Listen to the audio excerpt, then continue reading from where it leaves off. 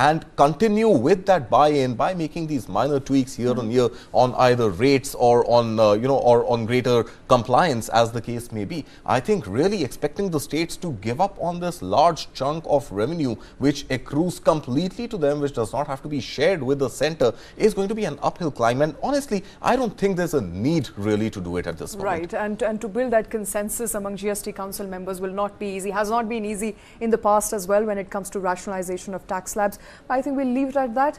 Thank you very much for watching. We'll be back after a very short break.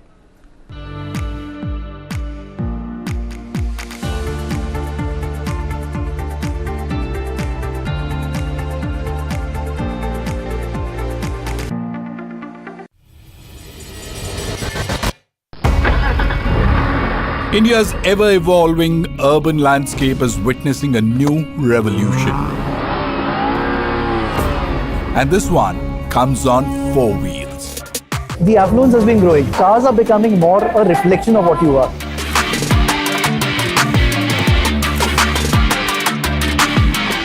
Nobody's talking about hatchbacks. Now what next?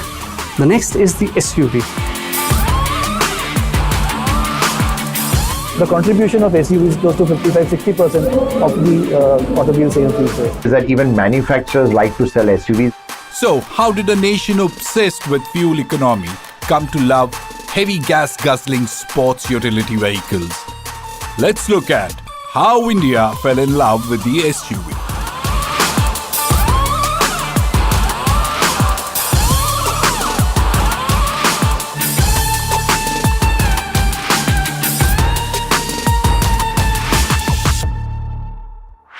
This and more. Streaming on News 9 Plus. News is now content. Subscribe and get free vouchers.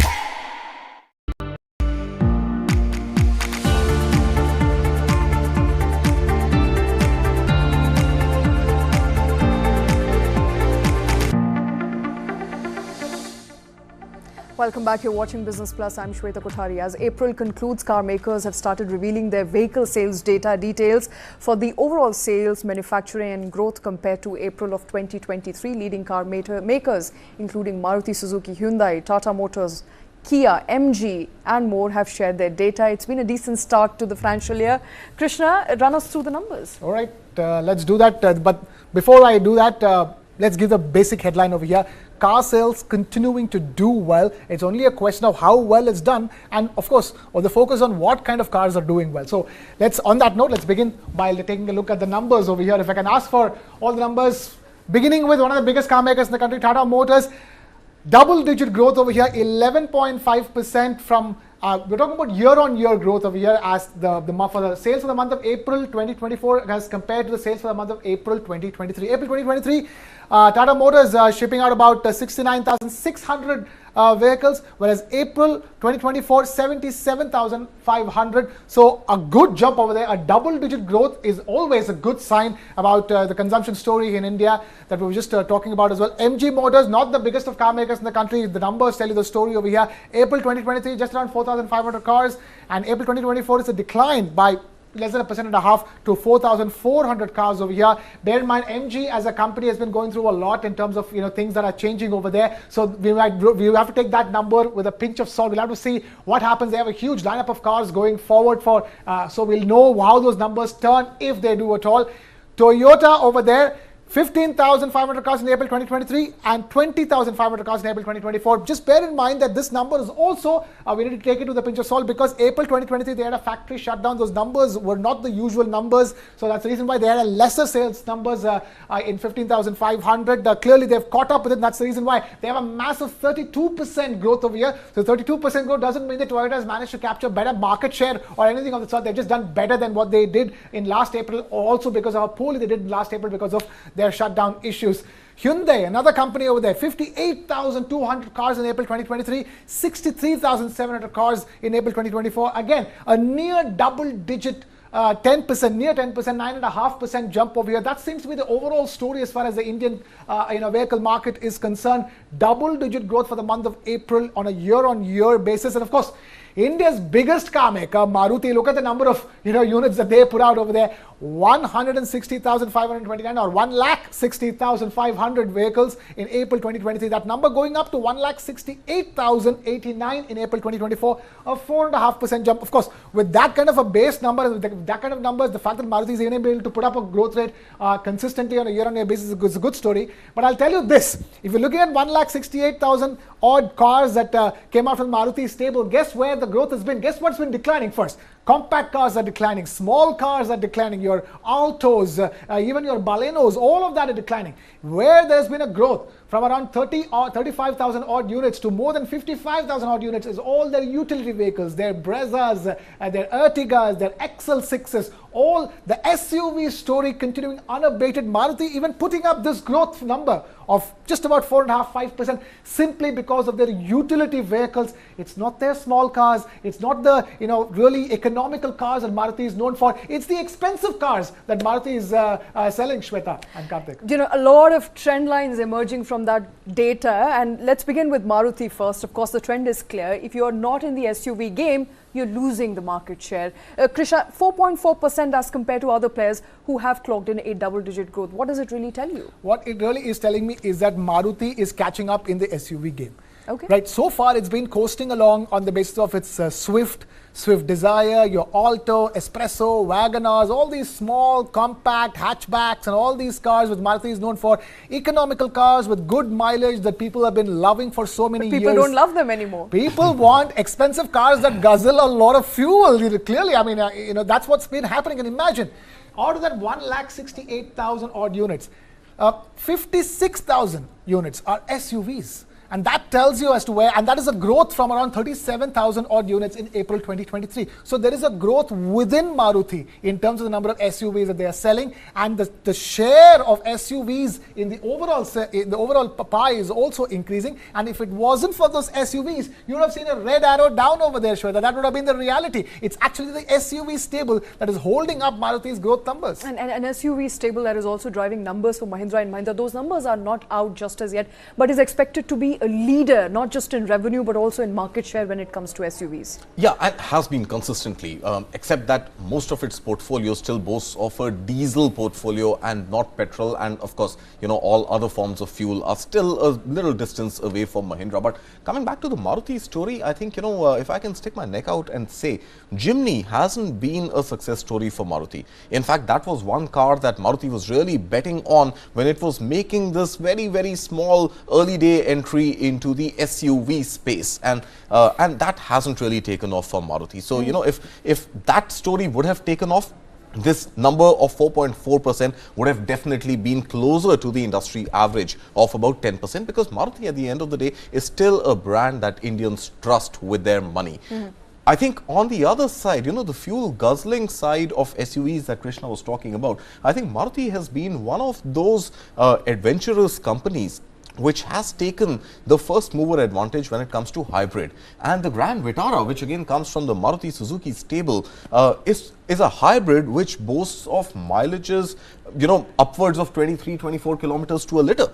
So this whole debate of SUVs being fuel guzzlers is something that Maruti is trying very hard to topple all over, as it did with the small cars. And with hybrid and with alternate fuel, and not just with EVs, which is where Maruti's portfolio has not really expanded in the last couple of years. So, I feel there is one more angle to this, and the other angle to this is that a lot of sales of passenger vehicles, while we call them passenger vehicles, have also come in by way of fleet expansion by cab aggregators. And if cab aggregators today, we know for a fact Ola wants to pivot to electric mobility, and it has already done so in the two-wheeler space. In the four-wheeler space also, it intends to pivot into electric mobility. So the challenge really is that the sedans, the Swift Desires of the world that Maruti continue to boast of as the top selling vehicle is something which may not be as relevant even when it is sold at scale to cab aggregators, which are now looking at a very, very clear business case and a use case to actually move towards electric mobility. And that that delay from Maruti's stable to actually get its fleet electric is something that could actually come to bite it in the short run. All right, we keep talking about electric mobility, but the numbers are telling a different tale when it comes to passenger car sales, EV car sales. The numbers are not there just as yet. Tesla refused to come to India, at least in the interim. It does make one question on whether we are on path to achieve that 30% electrification by 2030. 30% is a fantastic number, but the current number is around 2.2%, and at the best, so that's the pie as a share of electric vehicles market in the overall pie. What we are at a stage is a good stage to take a giant leap from here, considering the levels of interest. But what remains is a cost differential of around 25% on average. When you compare to an ICE engine to an electric vehicle, the cost differential is 25% at a time when car prices have gone up all by themselves. So which means that the real difference that somebody pays is around 30 to 40%. So, are Indians willing to shell out 40% extra money for electric vehicle mobility? Not right now. What they are willing to do is not go for these small cars, because at the end of the day, Indians have become extremely aspirational. iPhone sales in India are going through the roof. Once upon a time, they thought everybody, the famous joke about iPhones was that so expensive. Why will anybody buy it? Why will anybody in India buy it? Indians are so cost conscious. Clearly not. People are very aspirational. People are buying iPhones by the millions. They're buying iPhones today. They're buying SUVs. That's the trend line. Unfortunately, I think we'll have to end it at that. It's time for a short break. We'll be back with more stories on the other side. Keep watching Newsline.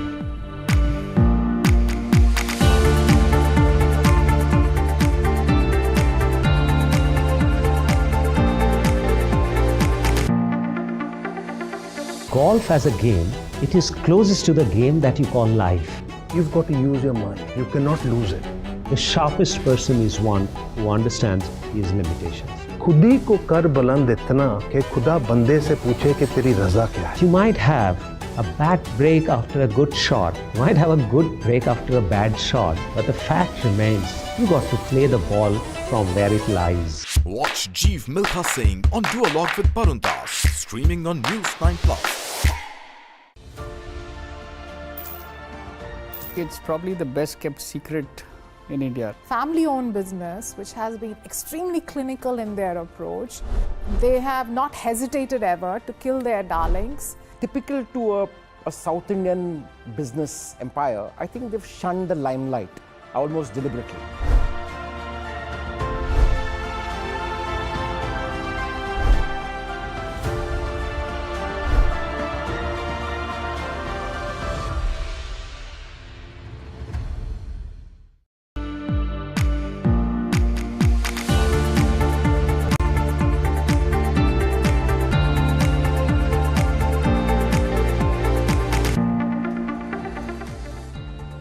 Welcome back. You're with us on Business Plus. McDonald's and Theobroma outlets in Noida are under food regulator scanner after burger fries and reports of stale cake made customers sick in at least 2 separate incidents. The Food Safety and Drug Administration Department officials collected samples from an outlet of McDonald's in Noida Sector 18 and Theobroma Bakery in Sector 104 following a complaint by a consumer who fell sick allegedly after consuming food items from these 2 different outlets. The complaints were lodged with the Food Safety Connect portal of FSSAI, or the Food Safety Standards Authority of India. Now, according to officials, the complaints against McDonald's outlet in Noida Sector 18 is that a consumer fell sick after consuming a burger and French fries from the outlet. In the second incident, a woman fell sick after consuming a stale cake ordered from Theobroma Bakery in Sector 104 of Noida. 2 separate cases coming to light all of a sudden. It does look like, Karthik Krishna, there is a lot of spotlight on FSSAI regulations, and this has come on the back of course, what's happening with Bonvita, Nestle. We never heard of such incidents where common complaints have come to light before. You're right. I think, FSSAI jumping into this investigation, probing this investigation while seemingly proactive, I think is also very, very important. And that is pretty much the job of the food regulator.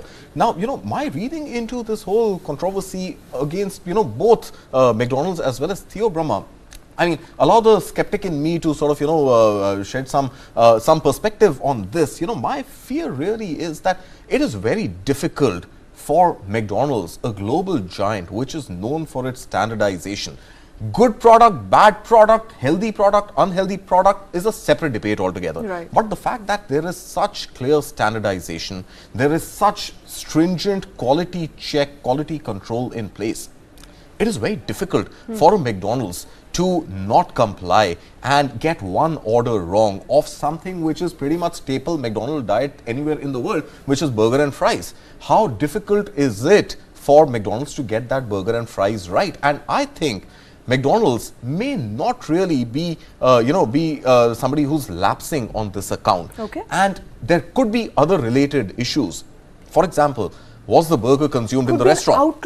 Outlet-specific issue as well. Right. So I'm just drawing other hypothesis here. Was the burger consumed in the outlet, or was the burger bought from the outlet, kept in the scorching sun at 40 degrees temperature in Delhi NCR and consumed after an hour or after 2 hours? We don't know yet. Right. So we don't know all the details of the incident. We don't have the details, right? And would a McDonald's in a central location in the heart of Noida, with the kind of footfalls that it has attracted for decades, it's not a recent outlet, would it just be one customer, one burger and one packet of fries gone wrong? I would have really taken this entire issue far more seriously if there was at least a report which said that dozens of people at a certain time, on a certain date, from that outlet have actually fallen sick. Okay. That hasn't surfaced just as yet. So for me, who has followed the McDonald's story, not just in India, but globally, it is very hard to believe that it could have gone wrong on one singular order. So look, not jumping the guns prematurely, because the tests are still underway. Perhaps FSSAI labs will prove whether there was contamination or no contamination. I think I'm more heartened by the fact that such consumer complaints are being taken seriously. Up until now, we didn't even know where to go if there was a portal available for us as customers to complain about not the quantity of the food, not the quality of the food, or whether it actually is, and not whether it's healthy or not, but whether it is contaminated or not. No, definitely the awareness levels are high, and the fact that we have that many forums, and the fact that you have an FSSAI which is not a non-entity anymore. Everybody understands this, especially since the Maggie controversy broke out many years ago. The Food Safety and Standards Authority of India has been an authority that many people have woken up to the fact that there is somebody who can take companies to task, who can keep companies accountable. What I'm also concerned about is as we were talking about that particular outlet, how many outlets are actually following the standards set by the franchisee that they've been given to. That is a concern over here, because even if you open one of your food aggregator apps, your food delivery aggregator apps, the same global brands, different outlets in different parts of Noida have different ratings. Right. So clearly, not all the levels of standardization. I'm not sure. Uniform. Yeah, I'm not sure if global brands are able to maintain that standardization across outlets in a market like India, or even in a micro market like Noida. Well, Krishna, I think that is why the McDonald's model universally is so popular and so foolproof, simply because it follows a concept of a master franchisee. Right. Which means all McDonald's outlets in north and east of India are being run by a singular entity, by a singular master franchisee. Similarly, in the west and southern parts of India, there is a separate master franchisee,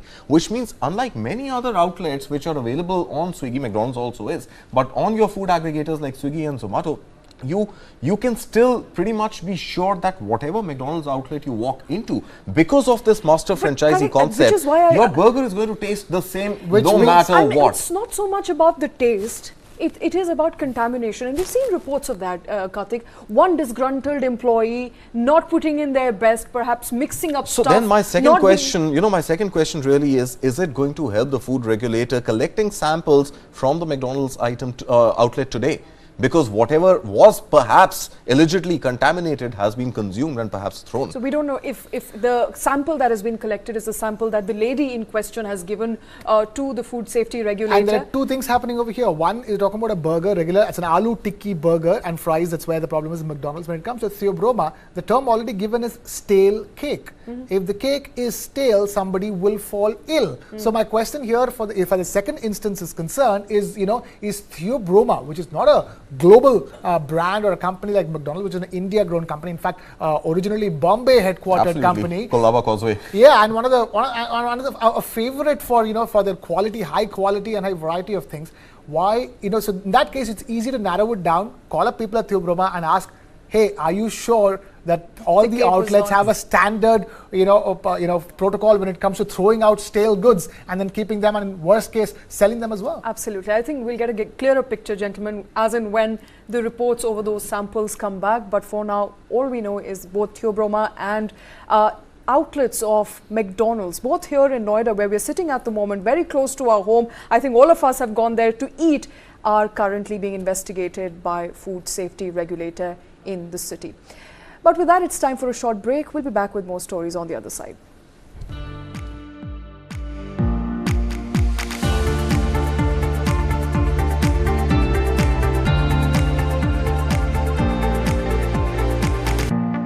Start with the end in mind. You need to know where you want to reach. Every morning that we wake up, we are exercising our choice. The destiny is decided. The results are known that I'm going to win.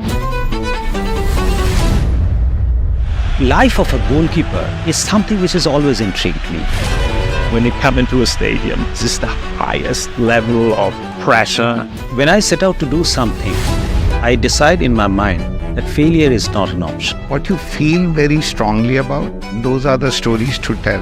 I have a mind which is absolutely restless.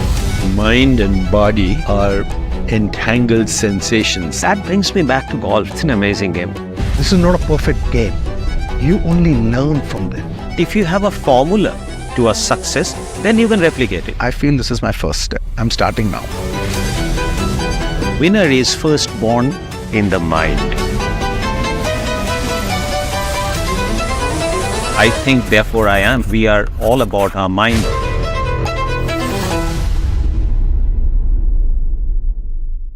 This and more. Streaming on News 9 Plus. Subscribe and get free vouchers. Film and entertainment is definitely one of the levers for any country to build its brand. We are getting global. I feel that we're just on the takeoff. More and more films are becoming language agnostic. Content is a universal language. There's one audience in the world. Absolutely. End of the day, we all are like brothers who have mutual respect for each other from a different land. This and more. Streaming on News 9 Plus. Subscribe and get free vouchers. You were the chosen one to direct Mr. Bachchan for his first endorsement, for his first appearance on the small screen. It was a life-changing moment. Have you been a rebel with a cause? There was a sense of responsibility, there was a sense of frustration. Are you worried about cancel culture? You tell a story with a fierce psychosis, you're gonna spoil it anyway. This and more. Streaming on News 9 Plus. Subscribe and get free vouchers. 20,000 people dead and counting. What's happening in the United States of America is unprecedented. You will have to pay for this.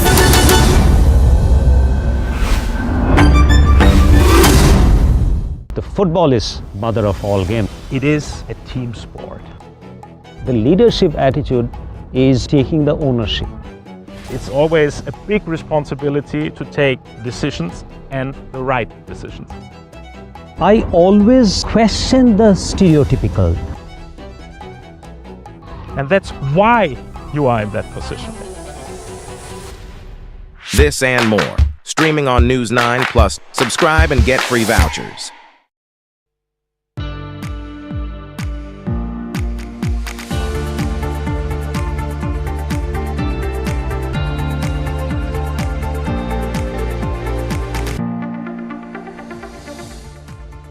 Hello and welcome. You're watching Business Plus. I'm Shweta Kothari, and India is leading the charge when it comes to Global Capability Centers or GCCs. So much so that today almost half of all GCCs in the world are in India. What does a Global Capability Center do? Well, a Global Capability Center is an offshore unit of a multinational company established to perform supporting functions such as technology development, human resources, finance, or research and development. Ever since Texas Instruments set up their first GCC or Global Capability Center in India back in 1985 to support their United States operations, GCC have grown leaps and bounds. According to a latest NASSCOM Strategic Review of 2024, India hosts more than 1,600 GCCs in the country, almost 100 centers of excellence across verticals, providing employment to over 7.45 lakh people. Now, global capability centers are also leading the charge when it comes to diversity in workforce, with almost 28% women in workforce in GCCs, according to the new report. In fact, a Deloitte GCC value proposition says that as and when a GCC grows, it has a cascading multiplier effect, a 3x on revenue and a 5x multiplier effect on job creation. India therefore needs more GCCs. And how do we get there? Let's talk about that. Sangeeta Gupta, Senior VP NASSCOM, joining us here on the show. With me is my senior colleague Rakesh Khar. I want to come to you, Sangeeta, first. A lot of people don't really understand fundamentally what a GCC is. We are, as a country, accruing benefits of GCC. Tell us what's been the trajectory so far.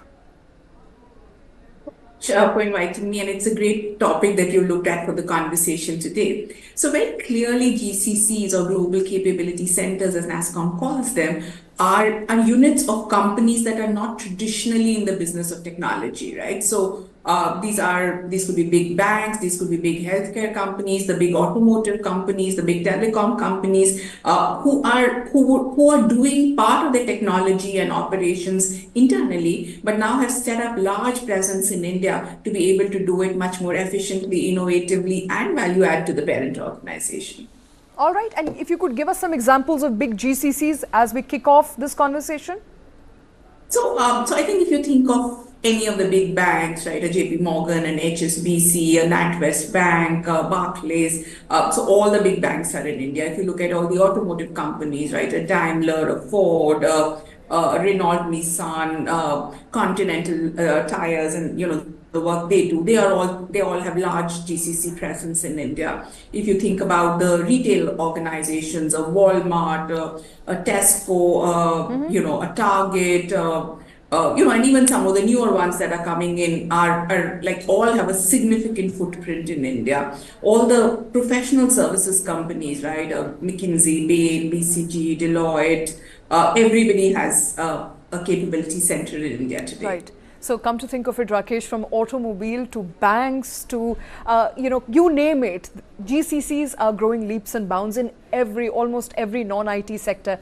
Just before we started the show, you said GCC became a story for you the moment India started exporting more in services as opposed to goods. Why is GCC such an important story for India's growth? Absolutely. Shweta, we've been looking at the IT success story in India and we've been very happy about it, but with not much differentiation over the last 3 and 4 decades.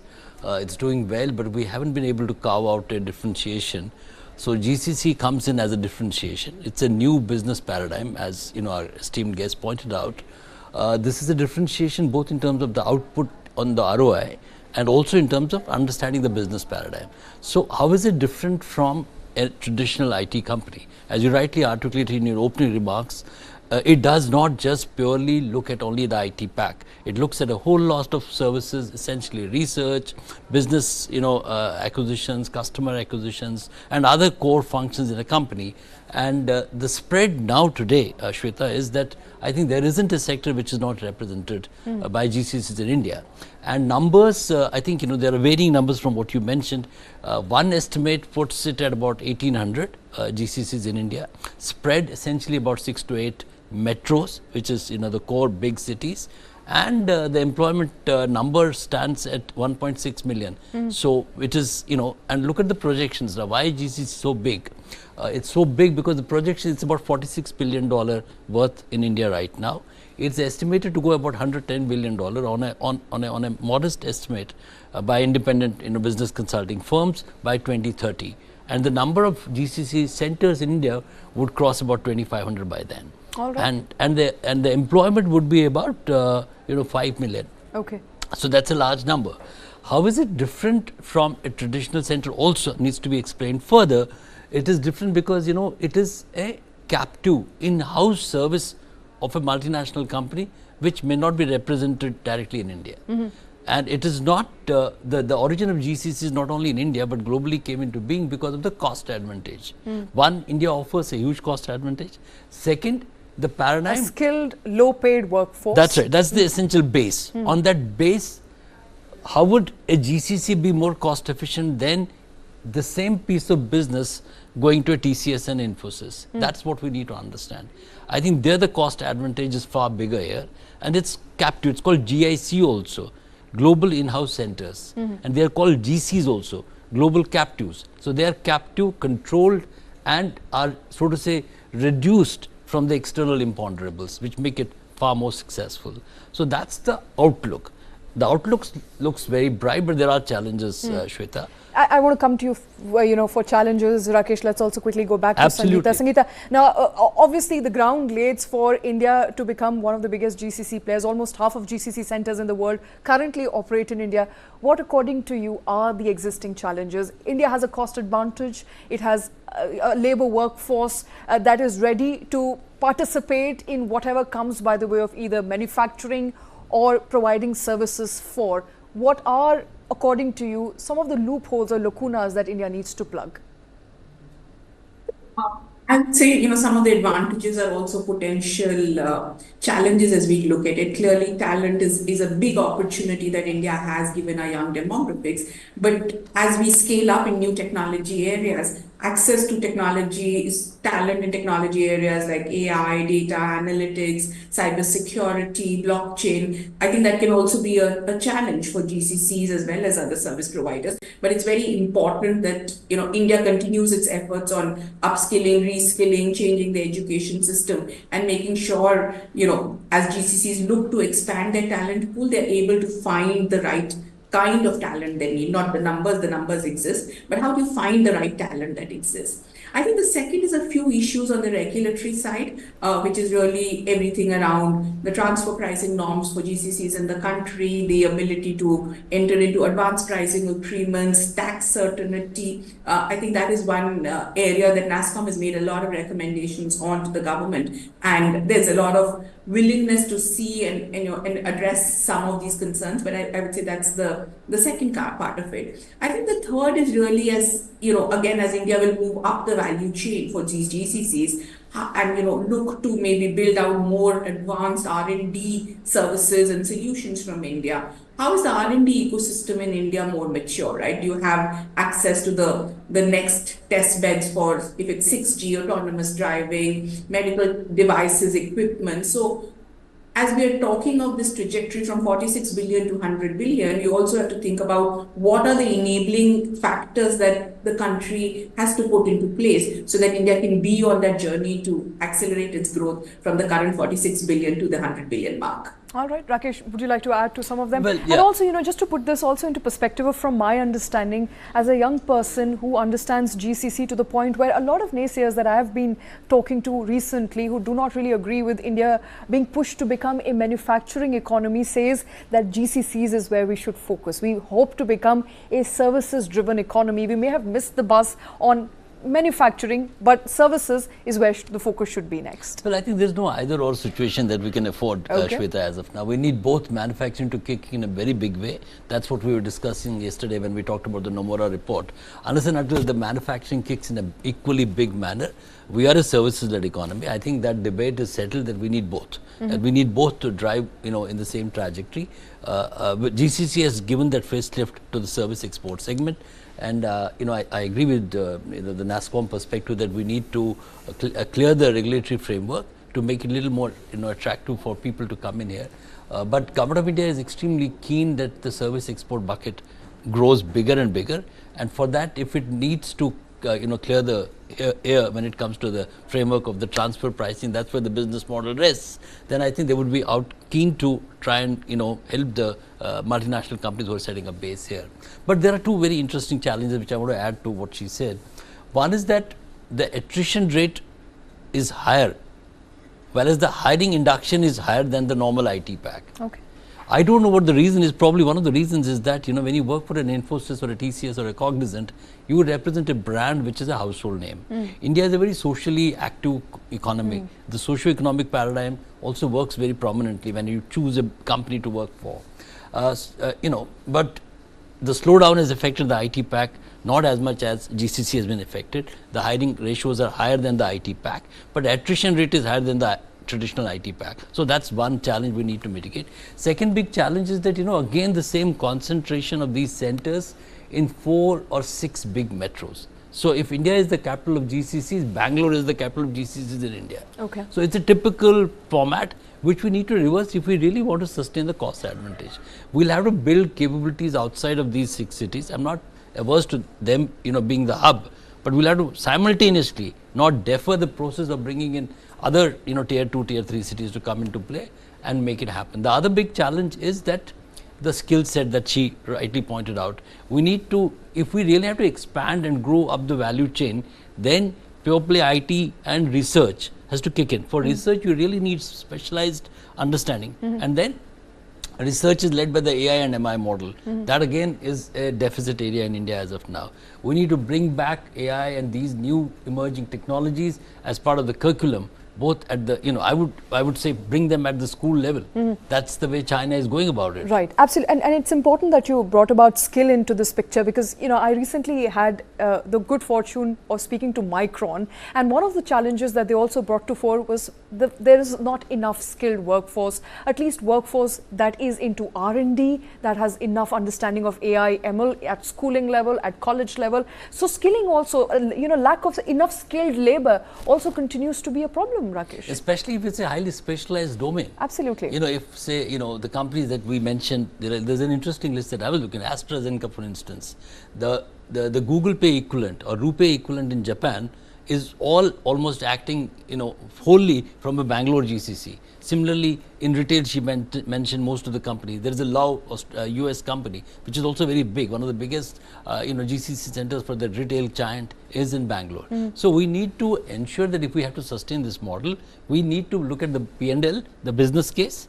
For that, the regulatory framework has to improve. Second, the cost of operation has to reduce. And second, to make the workforce, which is the backbone, really kick ass in the international competitive arena, arm them with the AI and the modern technology zones. All right. Before I let you go, Sangeeta, could you perhaps also share some more highlights from your strategic review of where GCCs are headed, and also spend a minute about talking of the workforce. Is India as a workforce ready to take on the mantle, the challenge of becoming the next global hub when it comes to it? It is already leading when it comes to GCCs, but you need more specialized workforce, you need more skilled labor. Are we getting there just as yet? I think thank you for raising that point, and I just want to briefly react to Rakesh's point on attrition being higher in GCCs. I'm not as confident that that is really a big trend, because attrition is almost similar. It depends on how companies measure it. The big services companies don't measure interns and the fresher hiring, and hence you may see some differences. But as an industry body, we have not seen attrition being higher in GCCs, and I just wanted to put that on record. But I think to address the question around what more can India do to enhance its reputation and global visibility in the whole GCC space. I think clearly focus on talent, as I mentioned earlier, has to be our number one driver, right? We cannot take it for granted. Yes, we have a very young population. Technology is a very preferred career among the youth in the country. We have almost 5.5 million people working in technology and operations in India. So there's lots of capacity, capability, domain expertise already built in. But how do you make sure that all the changes that are taking place with emerging technologies are feeding down to the schools, colleges of India, and not just as another AI course, but experiential learning that's coming. Right. So the whole culture of hackathons, building out use cases that are getting commercialized, more internships, more apprenticeship programs. I think we need to fundamentally rethink hiring as well as education in India from a future forward perspective. But I think just to summarize, I think GCCs have been a growth driver for India, and I think particularly in 2023 when the overall industry did have a slowdown in growth. And I think just as NASSCOM, the number of new GCCs that we see, the number of people that we are hosting on a regular basis who want to come set up in India, we've never seen that kind of movement earlier. So So it is the time for GCCs in many ways, and you'll continue to hear more about that. And just before I let you go, I want to pick your brains on the diversity in workforce. That data has come out today, 28% women when it comes to GCCs. That is better than other industries, many other markers. What is leading to this diversity? How are GCCs any different with hiring women as compared to other industries? It's been done through very strategic steps. It's not something that's happened on its own. It's a regular process where GCCs and many services companies, right, have very, very established DEI practices. And these are not just practices on paper. They have metrics for measurement. How many women are entering at a entry level, how many at a middle level, senior level, what are the retention rates for these women, gender pay parity, how is that moving, what is the mentorship, allyship, training programs we are providing to retain the women in the workforce, what are the women returnship programs that we can drive, and of course, even how many women role models we are seeing in GCC. So as NASSCOM, I think we see a lot of women leaders in the GCC world who are not just leading India, but potentially some of the global roles out of India. Absolutely. Yes, Rakesh. No, I think that's brilliant. Years ago, I just by gut said that, there are more women employed across sectors in the BFSI sector. And then when I looked at the data, the IT sector had more women across categories than the BFSI sector. So I was happy to be corrected on that count. Now I'm even more happier that, in the GCC segment, there are more women. I wish they take the leadership role and, it should be women-led development in terms of the skill set. And just by the virtue of experience, where is media when it comes to diversity in workforce? Lots of work to cover. All right, lots of ground to cover. Sangeeta, Rakesh, thank you very much. Always a pleasure having you. Rakesh, thank you for joining us this afternoon on that very important story. But with that, it's a wrap on the show. Thank you for watching.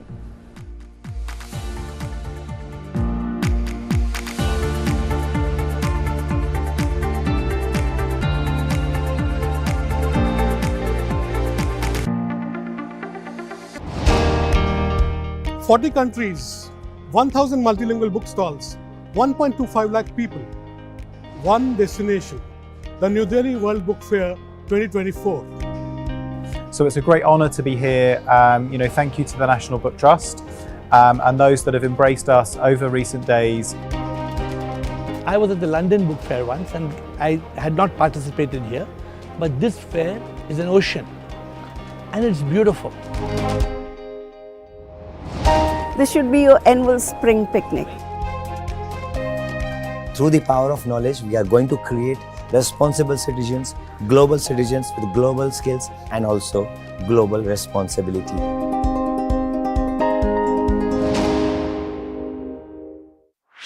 This and more. Streaming on News 9 Plus. News is now content. Subscribe and get free vouchers. जानना है तो देखिए, समझना है तो सुनिए, सीखना है तो पूछिए।